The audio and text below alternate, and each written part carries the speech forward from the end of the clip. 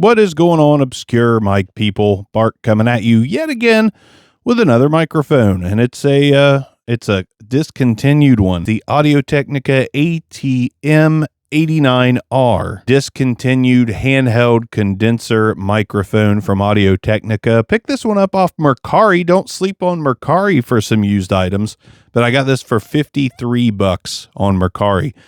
Now, when this came out, it was kind of at least for Sound on Sound, the website Sound on Sound, they really loved this as a competitor with the Rode NT1, the NT1, not the NT1A, and a few other like really good $250 to $300 condenser microphones, which this ran about $250 to $300. So they really enjoyed this one, and I think the reason they did is because of, I'll say at the end. Let's do some testing stuff after I show you the microphone, which there's not much to it, but let's check it out. It is all metal, gray with a red strip of logo, and no bells or switches, nothing like that. It's just a microphone.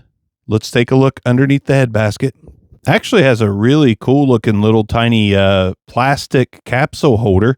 Can't really see the capsule, but it does look like it is tiny, which is surprising that this is so smooth for such a tiny capsule. Now, for the sake of knowing before the test, this is a Hypercardioid capsule. So Hypercardioid should block a lot on the sides, little lobe in the back, but it should be very, very directional. But before we do that, let's throw some plosives into it. Peter Piper picked a peck of pickle pineapple pizza. Peter Piper picked a peck of pickle pineapple pizza. And when you get right on top of the microphone, this is what it sounds like when you're directly on top of the ATM89R. This is what it sounds like when you lip it.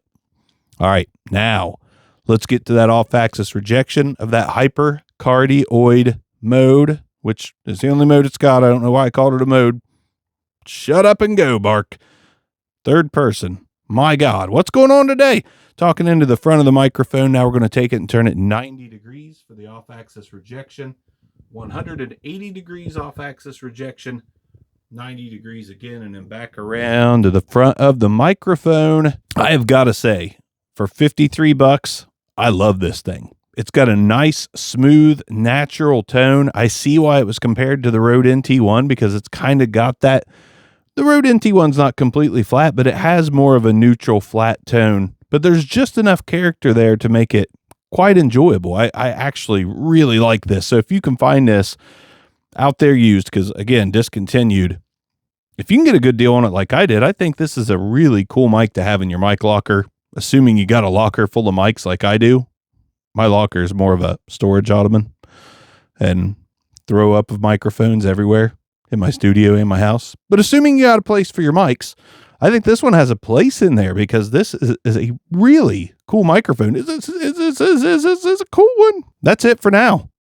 Not many bells, whistles, switches, nothing like that. It's just a mic. So let's talk into it, ship it out to the YouTube viewers, and move on to the next. Obscure mics. This one's out of here. I'm out of here. Peace out.